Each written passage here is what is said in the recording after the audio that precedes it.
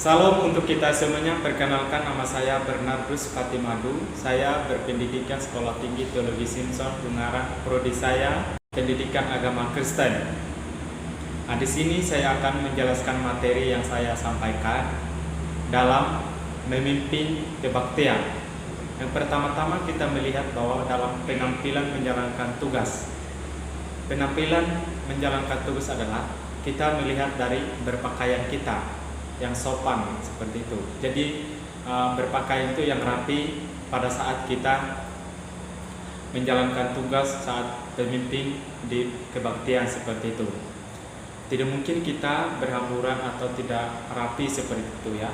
Jadi yang kita dimaksud dalam berpakaian seperti itu, kita perlu berpakaian yang rapi atau yang berwibawa seperti itu pada saat kita memimpin dalam kebaktian seperti itu.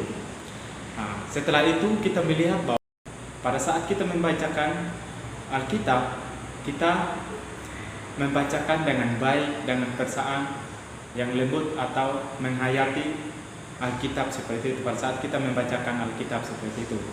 Dan juga dalam ucapan-ucapan yang kita pada saat kita membaca dalam Alkitab, tidak mungkin kita langsung membaca dengan langsung seperti itu, tetapi kita harus perhatikan dengan titik komanya seperti itu atau tanda tanya dengan tanda seru seperti itu. Kita harus perlu memperhatikan pada saat kita membacakan Alkitab. Berikutnya, memimpin nyanyian. Nah, ini perlu kita ketahui bahwa dalam memimpin nyanyian, jadi yang dimaksud dalam memimpin dalam nyanyian seperti itu adalah kita harus perlu memperhatikan dalam pemakaian musik atau intro. Itu kita harus menyesuaikan dalam saat kita menyanyikan atau memimpin pujian seperti itu. Kita harus memperhatikan dalam musiknya, bagaimana nadanya, bagaimana musiknya atau intronya, kita harus menyesuaikan seperti itu.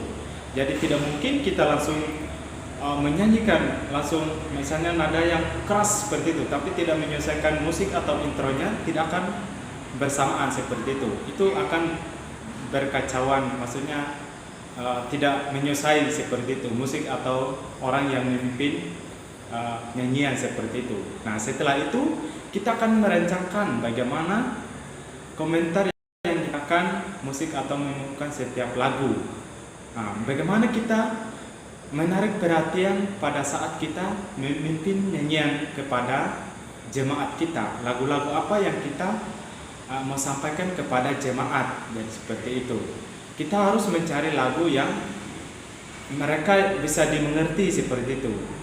Nah, kita harus mencari lagu yang sesuai atau menarik perhatian kepada jemaat seperti itu pada saat kita memimpin nyanyian seperti itu.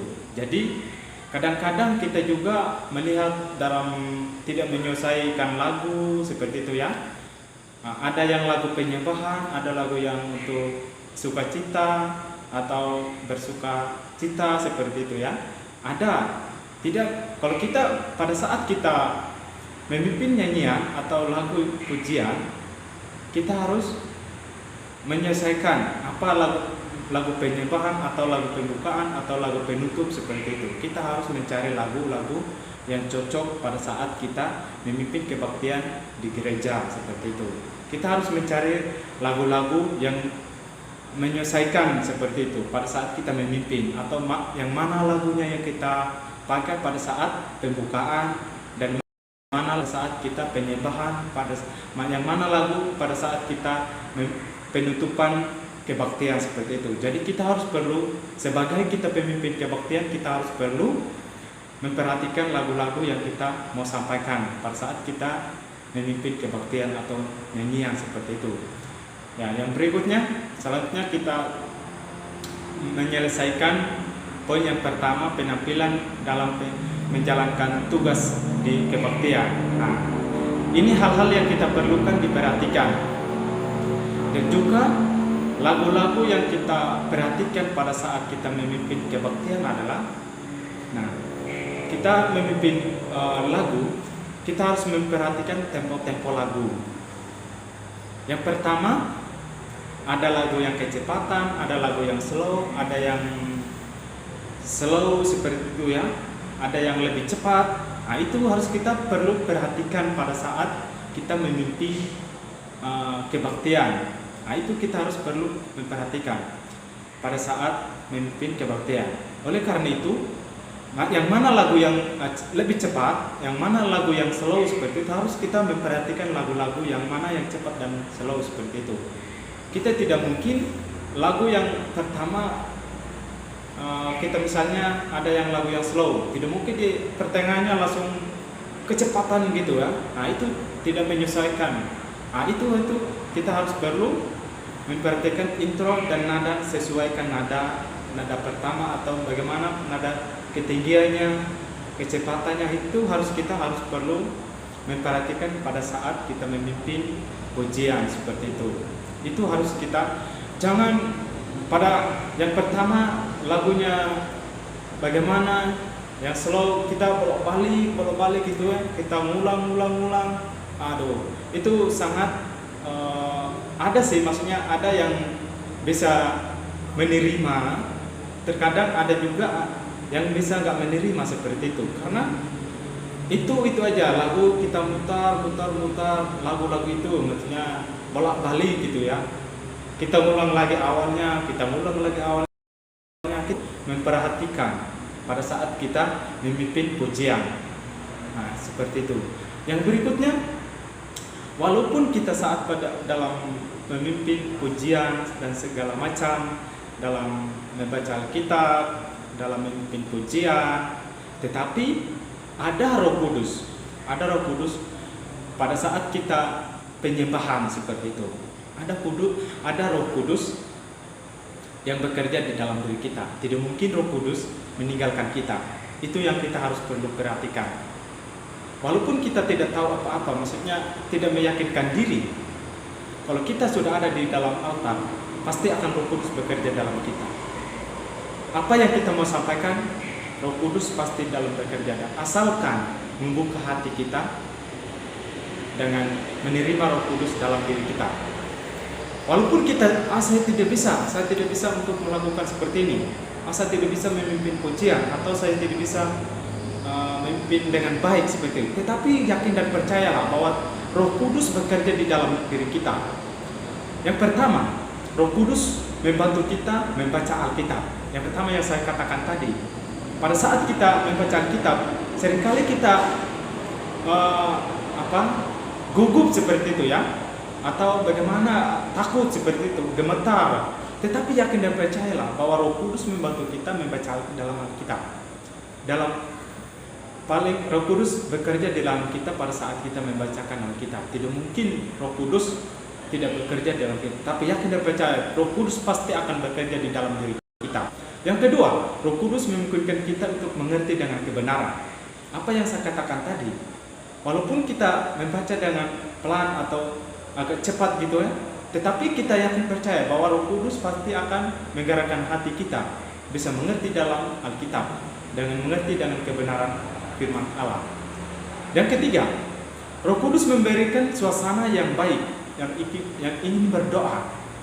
Nah, tadi pada saat kita membacakan Alkitab, ada jemaat yang bisa menerima dengan baik, atau ingin menyampaikan pergumulan kepada Allah seperti itu.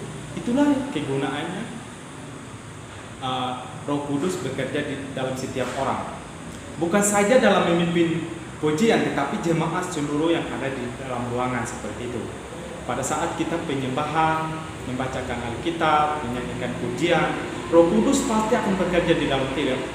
Asalkan kita serius dengan benar. Seperti itu. Tidak mungkin Roh Kudus tidak meninggalkan kita. Nah, yang keempat, Roh Kudus membantu kita percaya kepada Allah. Apa yang saya katakan tadi, kita pada saat membaca Alkitab, pasti Roh Kudus bekerja dalam kita, bekerja dalam diri kita. Kenapa? Karena Roh Kuduslah yang menggerakkan hati kita bisa mengerti dengan kebenaran firman atau percaya kepada Allah seperti itu. Roh Kudus juga tanpa Roh Kudus kita tidak akan seorang pun yang dapat membuat kita dirinya untuk percaya kepada Allah. Percaya kepada Allah terbit dari pribadi oleh Roh Kudus. Yang saya katakan tadi, tidak mungkin Roh Kudus meninggalkan kita dalam setiap pribadi-pribadi. Oleh karena itu, kita harus perlu memperhatikan dengan baik. Asalkan kita serius dalam menjalankan tugas kita. Yang pertama-tama, orang yang memimpin dalam pujian atau memimpin kebaktian pada saat kita beribadah. Itu yang kita harus perlu perhatikan. Oleh sebab itu, sebagai orang pemimpin dalam kebaktian, dia harus benar-benar kuasai dalam menjalankan tugasnya dengan baik. Yakin dan percaya apa yang saya katakan tadi, Roh Kudus tidak akan meninggalkan kita bekerja dalam setiap pribadi-pribadi. Yakin dan percaya, setiap orang pasti ada kemampuan. Terlebih Tuhan yang memberikan kekuatan kepada kita.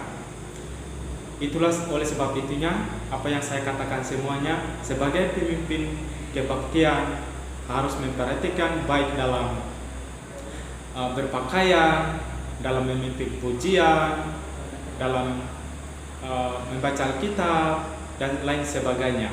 Itu harus perlu kita ketahui. Kita harus benar-benar kita mengetahui semuanya apa yang kita mau pada saat kita menjalankan tugas memimpin kebaktian di gereja seperti itu. Demikian yang saya sampaikan materi saya. Semoga materi ini bisa memberkati semua. Salam. Terima kasih.